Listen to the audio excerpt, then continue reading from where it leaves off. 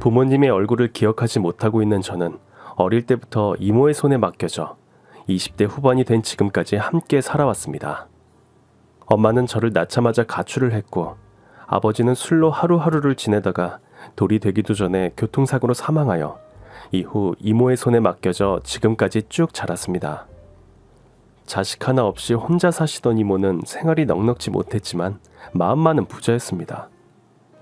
저도 중학생 때부터 아르바이트를 전전하며 적게나마 생계 유지에 보탬이 되려 노력했고요. 이모는 학생이 알바는 무슨 알바냐며 공부나 잘하라고 만류했지만 이모의 형편을 아는지라 그만둘 수가 없었습니다. 비록 한 달이 건너 섞인 핏줄이라고는 하나 이모와 저는 누구보다 애틋했고 서로를 의지하며 살았습니다. 친뇌가 일가 친척을 모두 찾아봐도 저와 유일하게 연락이 닿았던 건 이모였고 함께 살아서 그런지 혈육이라서 그런지 이모와 저는 끈끈한 정을 유지하고 있었습니다. 이모는 젊어서부터 건물 청소부로 일을 하면서 생계를 유지하고 있었고 저도 성인이 되어 이제 번듯한 직장을 얻게 되었습니다. 이모는 연세도 드셨고 그동안 힘들게 일을 해왔으니 그만 쉬시라고 말씀드렸지만 건강이 허락할 때까지는 일을 하시겠다며 한사코 거절했습니다. 저는 그런 이모가 안쓰럽고 죄송스러웠습니다. 언제부터인지는 몰라도 이모가 작게만 보이는 건 저도 나이가 들어가는 탓이었을까요? 그렇게 커 보였던 이모의 키는 제 어깨 아래로 내려다 보였고 흰머리는 하나둘씩 눈에 띄었습니다. 뒤돌아서 보면 넓었던 어깨가 왜 그렇게 작아 보이는지. 그런 이모를 보며 이제 제가 돈벌이를 하니 남은 여생은 책임지겠다고 큰 소리를 쳐보일 때마다 아유 그래 이놈아 둘이 같이 벌면 떼부자가 될지 어찌 알아? 저기 한강이 내려다 보이는 펜트하우스 꼭대기에서 한번 살아보자. 아유 이모는 정말 못 말린다니까. 그래 나도 사모님 소리 들으며 띵까띵까 배 두드리며 한번 살아보자. 예전엔 그래도 잘 나갔었다고. 그래요 그래 맨날 이렇게 살겠어요? 혹시 알아요? 이모네 빌딩 사장님 사별하고 혼자 산댔지? 알아? 그 영감탱이 이모를 보고 뿅 가서 진짜 사모님이 될지. 아이 뭐야 이놈이? 너 늙은 이모 놀리다간 입 삐뚤어진다. 왜요? 이모는 아직 늙지 않았어. 봐요 얼굴에 주름살 하나 없잖아요. 빈말이라도 고맙구나. 우리 조카가 최고라니까. 가진 건 넉넉지 않았지만 그래도 행복했습니다. 화려한 성찬은 아니어도 이모의 음식 솜씨는 끝내주었습니다. 호박과 감자, 두부를 넣고 끓인 파송송 된장찌개는 밥그릇을 뚝딱 해치우는 데는 귀신이었습니다. 그뿐인가요? 바지락을 듬뿍 넣고 밀가루 반죽을 해서 뚝뚝 떼어 만든 손수제비는 정말 최고였습니다. 볼따구니가 미어 터지게 먹는 저를 보고 아유 종기야 천천히 먹어라. 누가 뺏어 먹지도 않는데 네 먹을 만큼 한솥 끓였다. 그러다 얹힐라. 아니 이모가 해주는 건 뭐든 꿀맛이야. 이모는 청소를 하지 말고 식당을 했어야 했는데 에이 아깝다. 너나 맛있지. 누가 돈 주고 이걸 사 먹어. 맛있는 게 사방에 널렸는데. 어릴 때부터 이모의 손맛에 길들여진 탓인지 성인이 되어서도 저는 집밥을 고수했습니다. 회사에서 회식을 하고 난 뒤에도 집에 돌아오면 언제 회식을 했냐는 듯 밥 한 그릇을 뚝딱 해치웠습니다. 이모 밥 주세요 밥. 아니 오늘 회식한다며 안 먹었어? 먹었지. 그래도 이모가 해주는 밥 먹으려고 쬐끔밖에 안 먹었어요. 배추김치 한 가지만 있어도 김치찌개 한 가지만 있어도 좋았습니다. 이모는 그런 절 보며 아유 우리 종기는 밥 잘 먹어서 이뻐. 밖에서 만난 거 실컷 먹었을 텐데. 나중에 종기 섹시 얻으면 이모가 반찬 만드는 거 꼭 알려줘야겠네. 그럼 나야 좋지. 난 장가 늦게 갈 텐데 그러다 우리 이모 할머니 되면 어쩌노. 그래도 나 장가 갈 때까지 건강하셔야 돼요. 어느 날 오래간만에 일찍 퇴근해 이모랑 같이 집에 가려고 이모가 일하고 있는 빌딩으로 찾아갔습니다. 신호등을 막 건너는데 웬 양복 입은 중년 남자 앞에서 이모가 굽신거리고 있었습니다. 무슨 일인가 싶어 가까이 가보니 이모가 실수로 지나던 그 사람과 부딪히는 바람에 그 사람의 옷에 커피가 엎질러져서 그렇다는 걸 알게 되었습니다. 남자는 사기가 등등하여 입에 개거품을 물고 삿대질을 하며 소리를 고래고래 질렀습니다. 이봐요 아줌마, 도대체 눈을 폼으로 달고 다니는 거요? 아유 죄송합니다. 이를 어째 닦아드릴게요. 이 아줌마가 이게 닦아서 될 일이야? 그리고 이 옷이 얼마짜리인 줄이나 알아요? 백화점에서 산 최신상이라고. 최신상. 이 옷 어떡할 거야? 어떡할 거냐고? 죄송합니다. 정말 죄송합니다. 이모는 아무 말도 못하고 연신 고개를 조아리고 있었습니다. 그럴수록 남자의 기세는 더 등등해져 삿대질을 하며 닥달하는 걸 보니 순간 저는 제 눈이 뒤집히는 줄 알았습니다. 말도 제대로 안 나왔습니다. 이모의 그런 모습을 처음 보는 것이라서 제겐 충격이었습니다. 저는 그 모습이 너무 화가 나서 큰 소리로 이모! 이모는 대답도 없이 절 쳐다보았습니다. 저는 그 남자를 향해 소리를 질렀습니다. 이봐요, 당신은 부모도 없어요? 부딪힌 게 우리 이모만 잘못이에요? 앞을 제대로 보지 않은 당신도 잘못이지? 당신 뭐야? 당신이 뭔데 남의 일에 끼어들어? 나요? 이분은 우리 이모예요. 그리고 언제 봤다고 반말이야 반말이? 당신 쌀이기 밥만 먹었어? 나는 이성을 잃고 악을 쓰며 대들었습니다. 이 사람이 진짜 눈에 뵈는 게 없나? 그래, 뵈는 게 없다. 왜? 눈이 뒤집혀 한 대 칠 듯 대드는 제게 남자는 한결 누그러진 소리로 이게 다름이 아니라 이 아줌마가 이게. 저는 그 말이 채 끝나기도 전에 지갑 속에 있던 돈을 꺼내 그 사람 손에 쥐어줬습니다. 남자는 손에 쥐어둔 돈을 보며 이모와 저를 번갈아가며 바라봤습니다. 그리고 이모의 손을 잡아 끌며 가자고 이끌었습니다. 고개를 숙인 이모의 주름진 눈에 눈물이 글썽거렸습니다. 이모가 뭐 죄인이야? 저런 인간에게 왜 그렇게 조아리고 있어? 눈물을 막 쏟으면서 이모에게 화를 내는데 이모는 멍한 표정을 지으며 아무 말도 하지 않았습니다. 그 남자는 뒤에서 고래고래 소리를 질러댔지만 전 상관하지 않았습니다. 그리고 서둘러 그 자리를 떠났습니다. 제 손에 잡힌 이모의 손은 너무도 작았고 작아진 이모의 키는 더욱 작아 보여 속이 상했습니다. 몇 발자국 걸어갔나 싶을 때 이모의 몸이 휘청한다 싶더니 옆으로 그대로 쓰러졌습니다. 너무도 순식간에 일어난 일이라 붙잡을 새도 없었습니다. 지나가는 사람에게 119를 불러달라고 소리를 지르며 쓰러진 이모를 흔들었습니다. 이모 왜 그래요? 이봐요, 거기 누구 없어요? 구급차 좀 불러주세요. 구급차요. 이모 정신 차려요, 제발.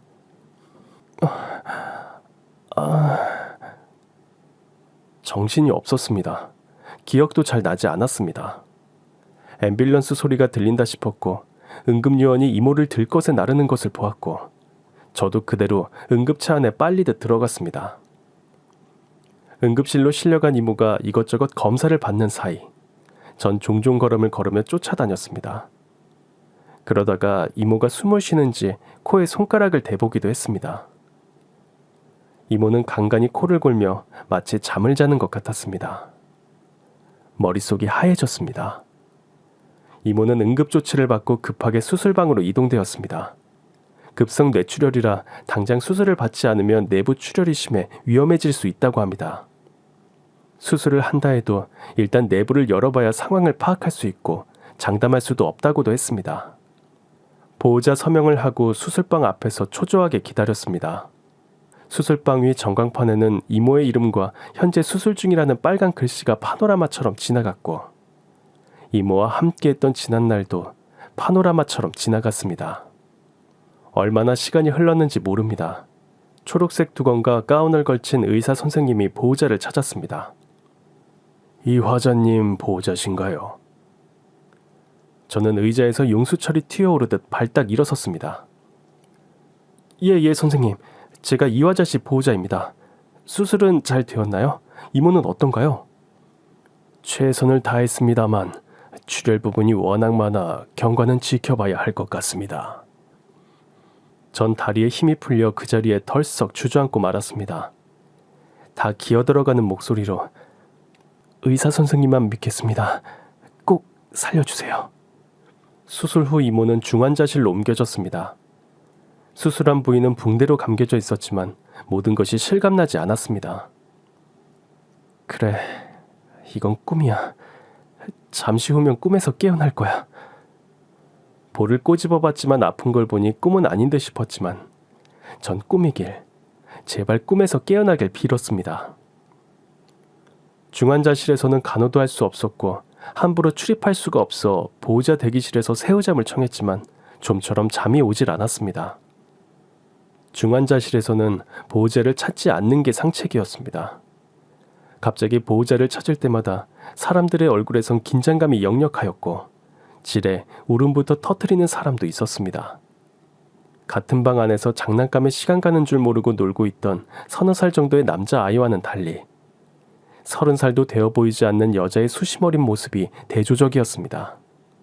중환자 보호실에는 적막감만 흘렀고 가끔씩 터져나오는 한숨 소리만 방 안에 사람들이 있음을 알려주는 듯 했습니다. 잠시 잠이 들었나? 밤새 웅크리고 있던 탓에 허리며 어깨 등 아프고 저리지 않은 데가 없었습니다. 잠시 옷을 갈아입으러 나갔다가 점심연회 시간에 와보니 미리 준비하고 있는 사람들로 중환자실 앞은 북적거리기 시작했습니다. 이 사람들은 모두 누군가의 가족일 텐데 저 안에 있어 가족을 기다리는 또 다른 사람은 누구일까? 새삼 건강의 중요성을 깨닫는 순간입니다. 저녁 시간, 소식을 듣고 달려온 동료 청소 아주머니들이 걱정스러운 표정으로 우르르 몰려왔습니다.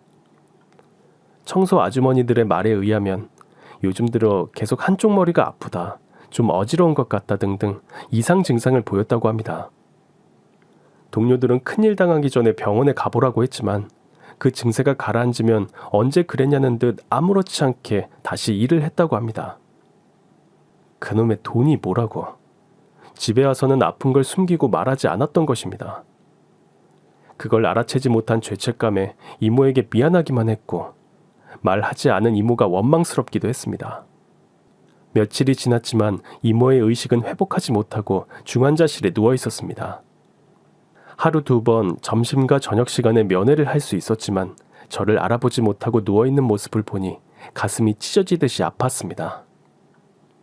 입에 호스를 꽂고 손가락 발가락 끝에는 작은 집게가 줄에 맥없이 매달려 있었습니다. 이모가 살아있음은 침대 옆에 있는 모니터의 그래픽 움직임으로만 느낄 수 있었습니다. 수술한 머리 부분에는 두꺼운 붕대로 칭칭 둘러져 있었습니다. 창백하다 못해 핏기 없는 얼굴은 노랗게 보였습니다. 인간의 삶은 자신이라 할지라도 어쩔 수 없나 봅니다.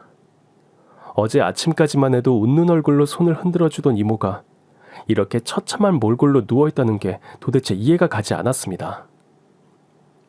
그렇게 또 며칠이 지났습니다.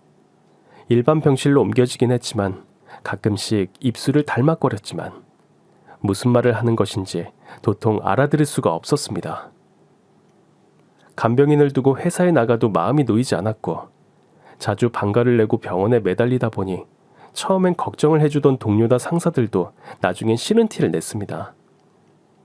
하긴 누군가 빠지면 누군가는 그 일을 대신해야 하니 동료들에게도 미안했습니다. 국리 끝에 회사에 휴직을 신청하기로 했습니다. 이 세상에 혈육이라곤 하나뿐인 이모를 정성을 다해 간호를 하는 것이 제가 할 수 있는 모든 것이었기 때문입니다. 병원에 실려올 때가 여름이었는데 계절이 바뀌어 가을이 되었고 겨울이 되었습니다.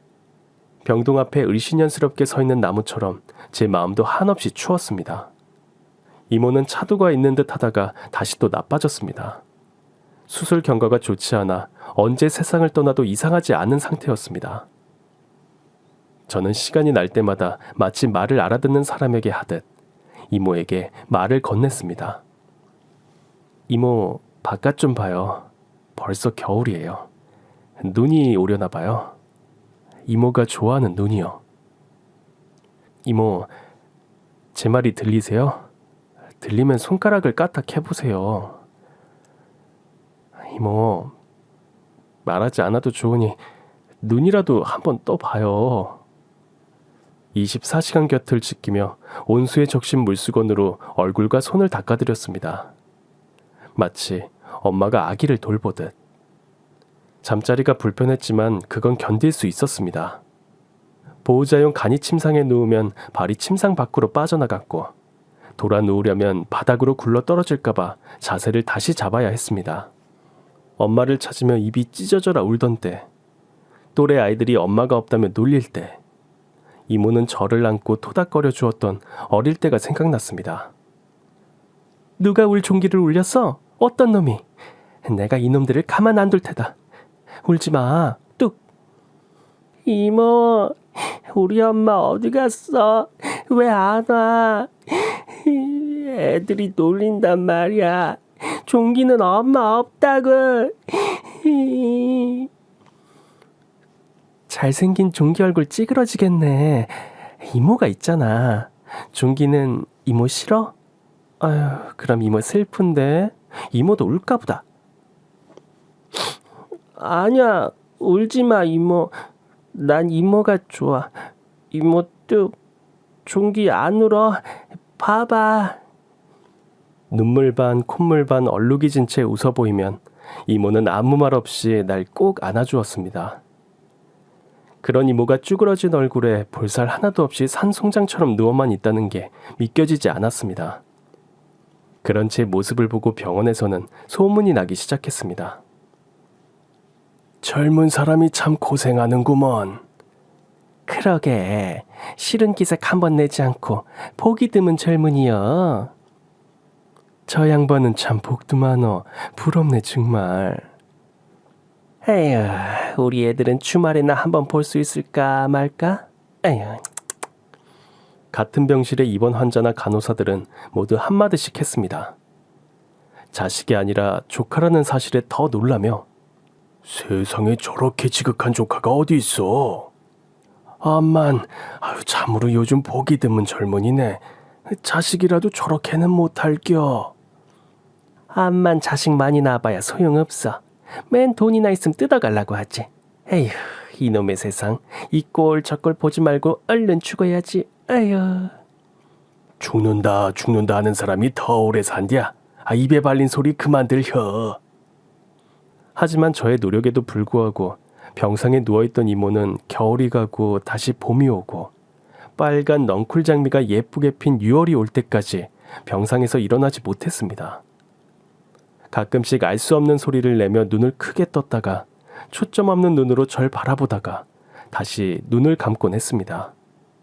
아침마다 회진을 도는 의사쌤은 매일 같은 말만 되풀이했습니다. 오늘 환자분은 어때요?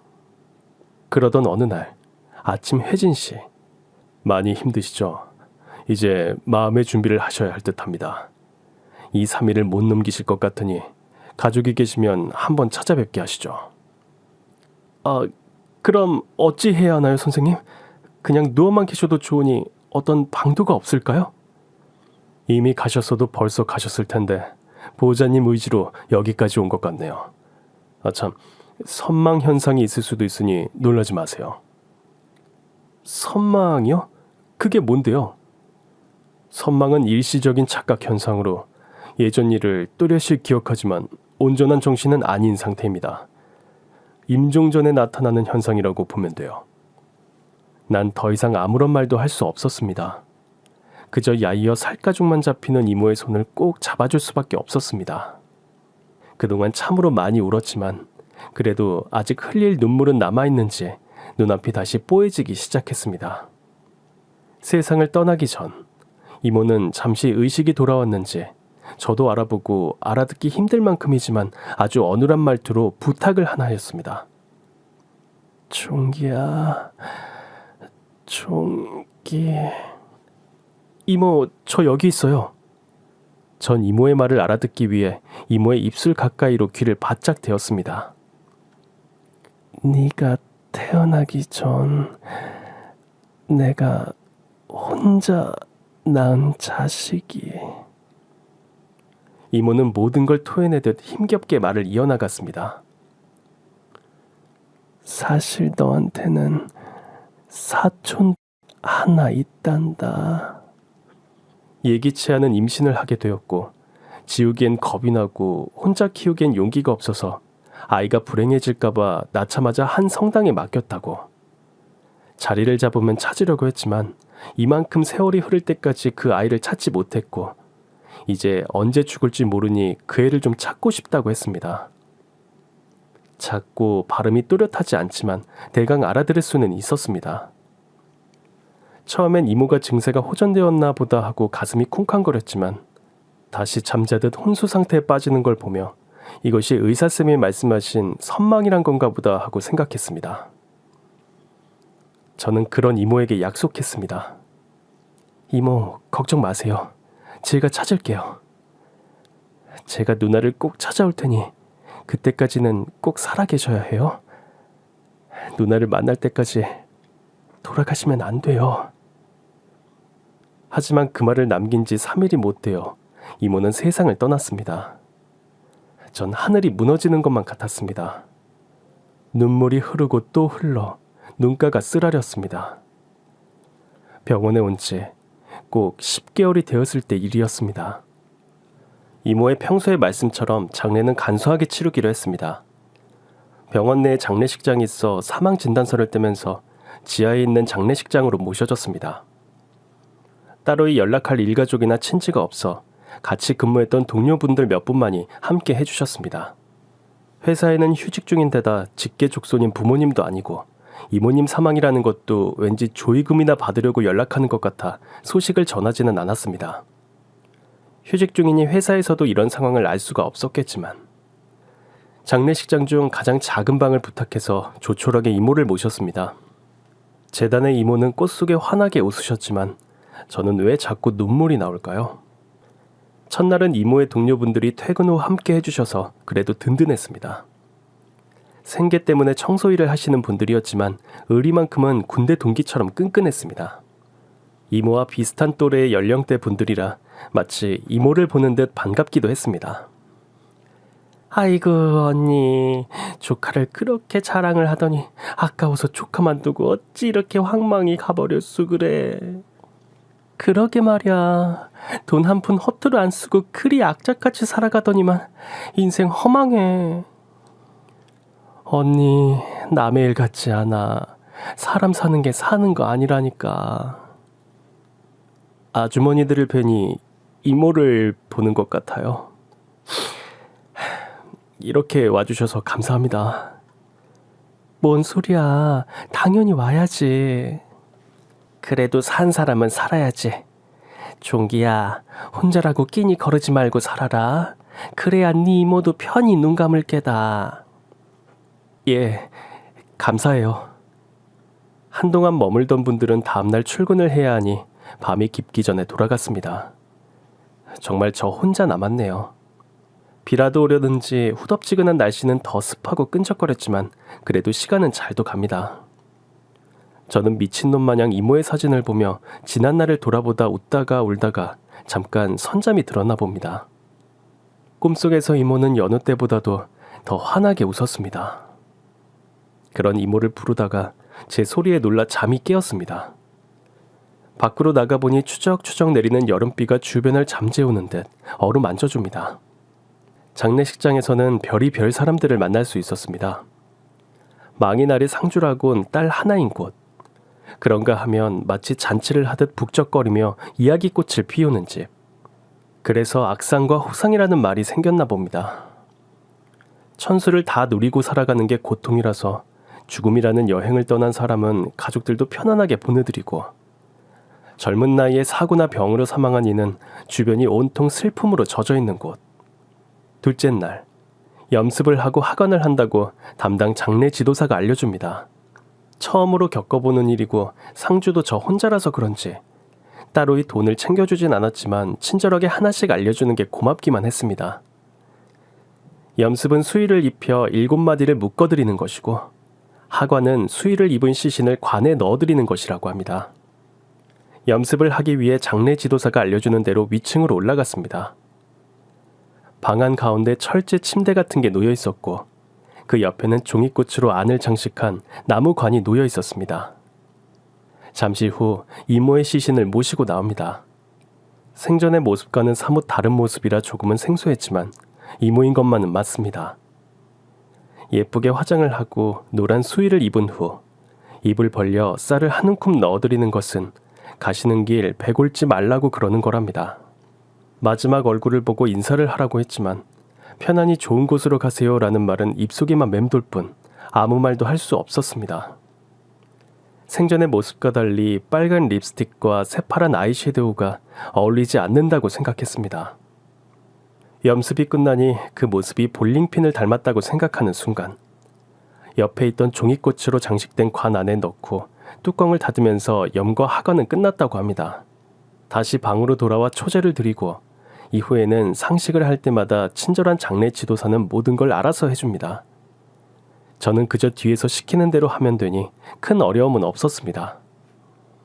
3일째 되는 날, 발인이라 해서 화장장으로 가기 위해 관을 리무진 캐딜락에 싣고 이모의 사진을 든 저는 리무진의 앞좌석에 앉았습니다. 어제부터 내리던 비는 장마로 변하는지 더 극성스럽게 쏟아지고 리무진의 범퍼는 춤추는 듯 현란하게 돌아가고 있었습니다. 시간에 늦지 않으려 리무진은 빗속을 미끄러지듯 달려갔습니다. 알려준 대로 관망로 사무실 안으로 들어가니 잠시 후 유리문 안에 셔터가 올라가면서 이모의 관이 올라오고 이름을 확인 후 관은 화장로 레일을 따라 들어가면서 셔터 문이 내려졌습니다.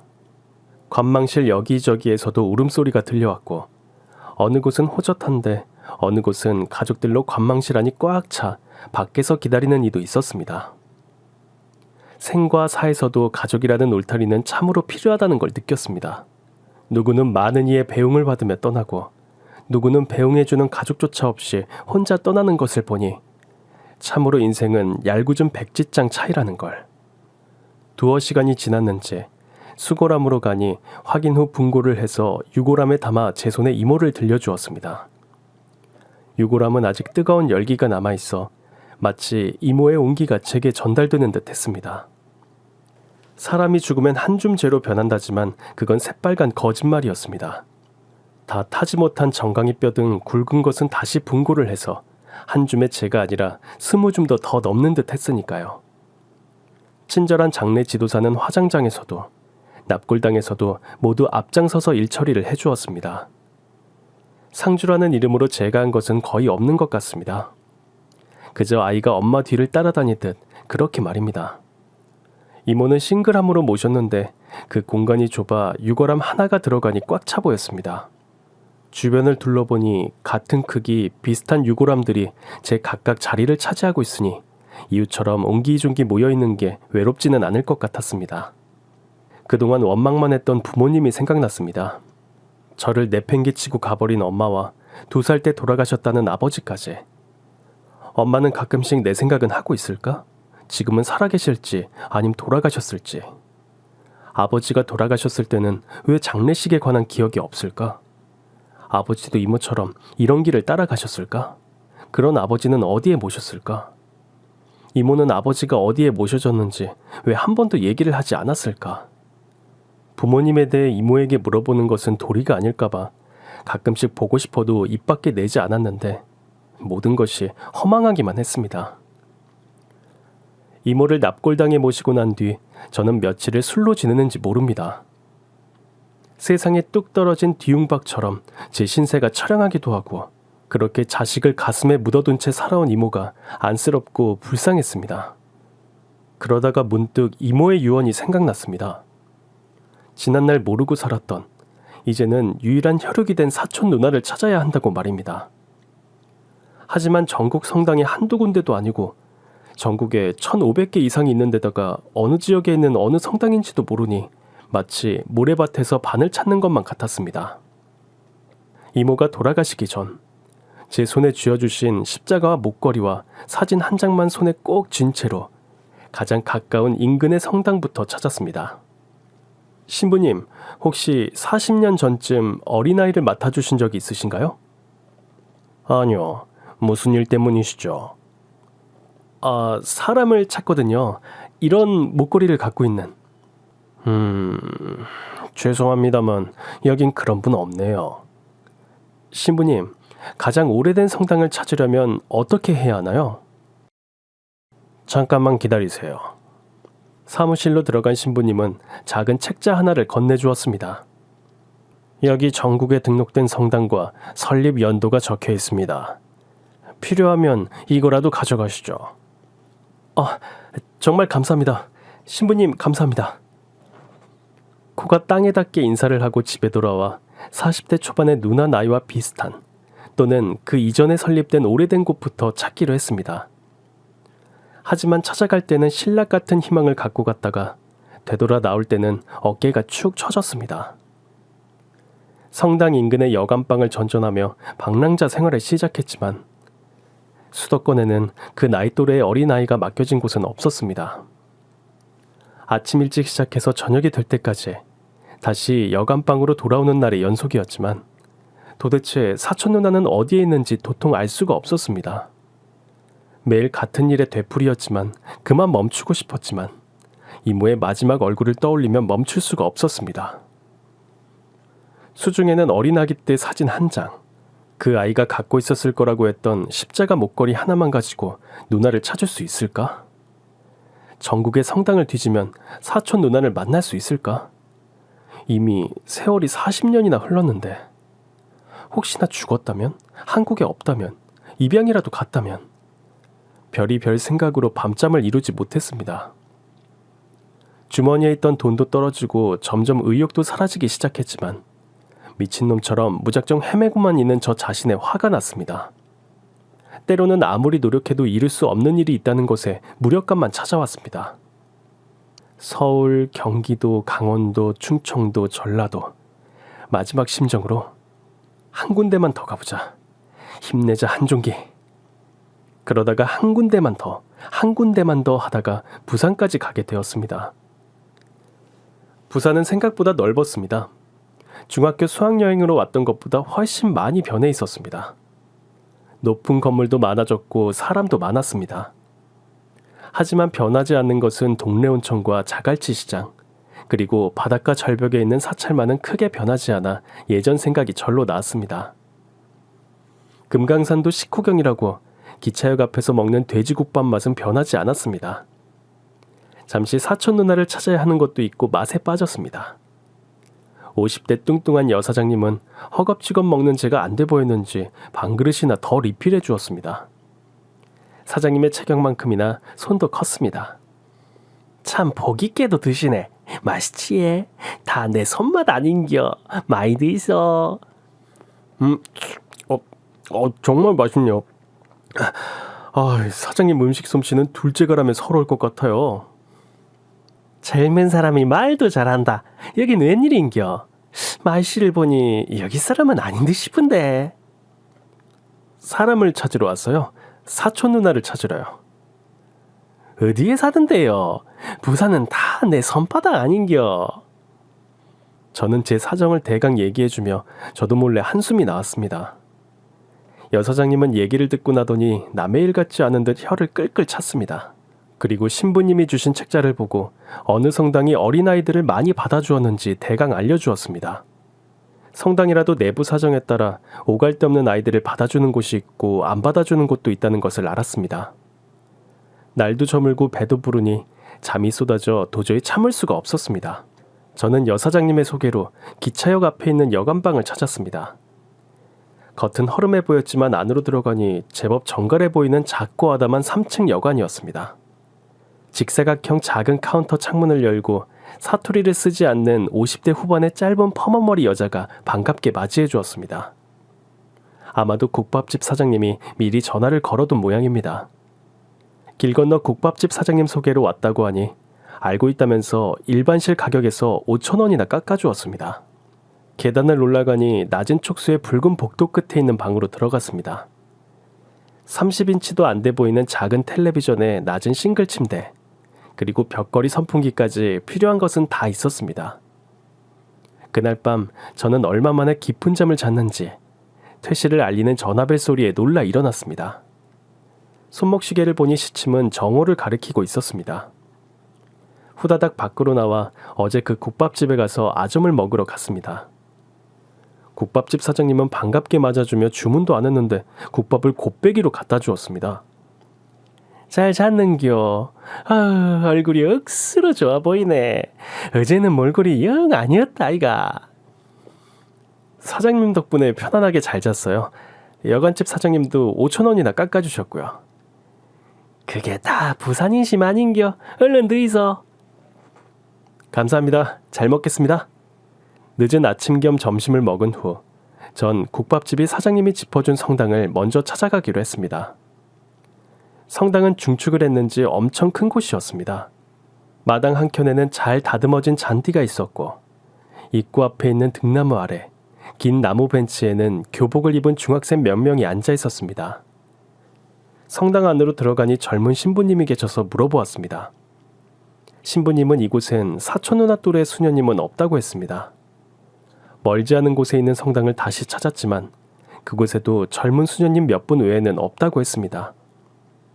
빨리 움직인다고 했지만 버스와 택시, 도보로 이동하다 보니 하루에 많이 들리면 5곳, 아니면 4곳을 들리기도 버거웠습니다. 부산에 온 지도 벌써 일주일이 다 돼갔습니다. 30곳 가까운 성당을 찾아갔나 봅니다. 그리고 부산에서 가장 작고 오래되었다는 성당으로 걸음을 옮겼습니다. 이곳에도 없다면 인근 도시를 찾아가야 할 것 같다는 생각이 들었습니다.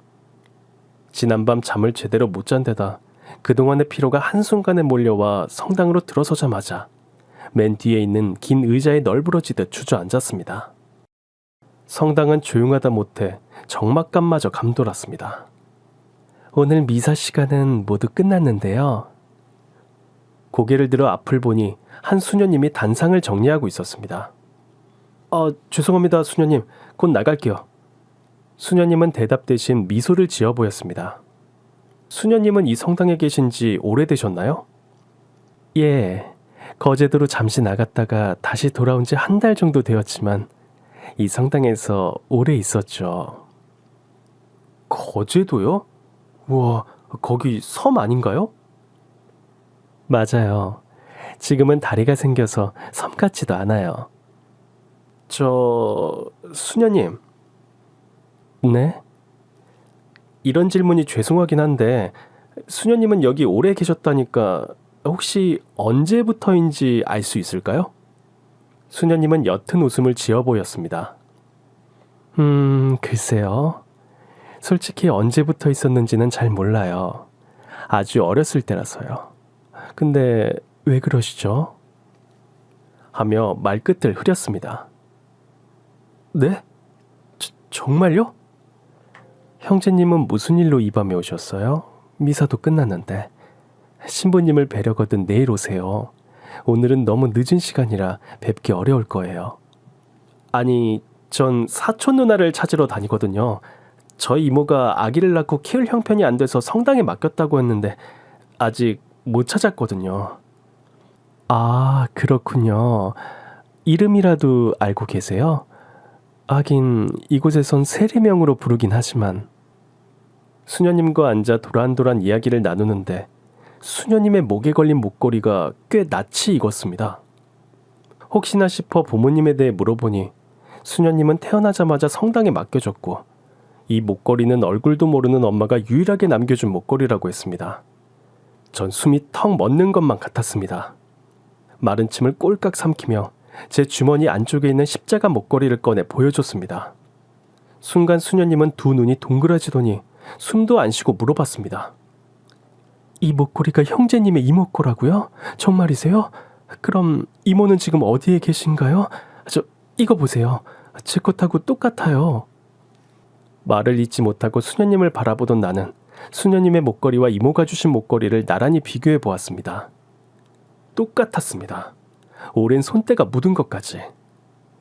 수녀님이 내가 그토록 찾아 헤매던, 아니 이모가 한평생 가슴에 품고 살았던, 이모가 그토록 그리워했던 사촌 누나인가? 이제서야 누나를 찾은 건가? 누가 먼저랄 것도 없이 우린 손을 마주잡고 눈물을 글썽거렸습니다. 누나 누나가 맞죠? 누나,